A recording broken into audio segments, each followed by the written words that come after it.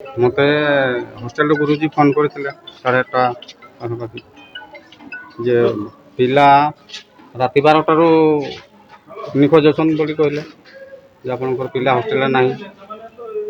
ତାପରେ ମୁଁ ପଳେଇ ଆସିଲି ଆଉ। ଆପଣ ଜାଣିଲେ କେତେ ରାତି 12ଟା ବେଳେ ପିଲା ଗଲାଣି ଆପଣ ଜାଣିଲେ କେତେବେଳେ? ମୁଁ ତ 8:30 ଭିତରେ ଜଣାଇଥିଲି 8:30 9ଟା। ଏଇଠି ପିଲାମାନେ କେତେ ସୁରକ୍ଷିତ ବୋଲି ଆପଣ ଭାବୁଛନ୍ତି?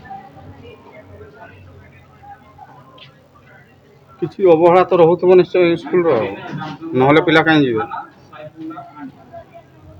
ପିଲା ନିଜ ଇଚ୍ଛାରେ ଆପଣଙ୍କ ପିଲା ହଷ୍ଟେଲରେ ରହିଲେ ସୁରକ୍ଷିତ ବୋଲି ଭାବୁଛନ୍ତି କି? କ୍ଲାସ୍ 6ରୁ ଦେଇଛି ସୁରକ୍ଷିତ ବୋଲି ମୋତେ ତ ଲାଗୁନି। ଏବେ ଏଇଠୁ ଜଣା ପଡୁଛି ପିଲା ସୁରକ୍ଷିତରେ ରହୁନାହାନ୍ତି।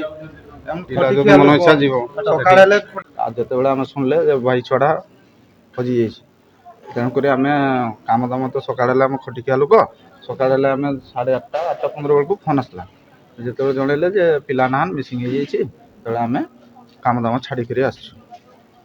ତ ଏଇଟା ସ୍କୁଲରେ ଏଇଟା ଆଜି ପ୍ରଥମ ଘଟଣା ନୁହେଁ, ଏହା ଆଗରୁ ମଧ୍ୟ 2-3 ଥର ହେଲାଣି ଘଟଣା ଏଇଭଳିଆ। ତ ପିଲା କେତେ ସୁରକ୍ଷିତ ବୋଲି ଆପଣ ଭାବୁଛନ୍ତି? ସୁରକ୍ଷିତ ଏଇଠୁ ଜାଣିବା କେମିତି? ଏଇଠୁ ତ ଆପଣଙ୍କର ରାତି ଅଧରେ ପିଲା ପଳେଇ ଯାଉଛନ୍ତି। ଆମେ ଘରେ ଆମର ଅସୁବିଧା କହି ଆମେ ପିଲାମାନଙ୍କୁ ହଷ୍ଟେଲରେ ଛାଡ଼ୁଛେ, ତ ତଥାପି ହଷ୍ଟେଲରେ ଯଦି ପଳେଇଯିବ ତାହେଲେ ଆମେ କାହା ଉପରେ ନିର୍ଭର କରିବା? କୋଉଠି ନା କୋଉଠି ଏଟାର ଯେଉଁମାନେ ରହୁଛନ୍ତି ତାଙ୍କ ଦାୟିତ୍ୱରୁ ଅବହେଳା ବୋଲି ଭାବୁଛନ୍ତି ଆପଣ?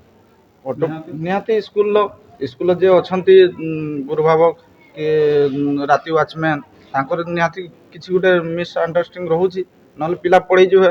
ଥରେ ନା 2 ଥର 3 ଥର ହେଲାଣି।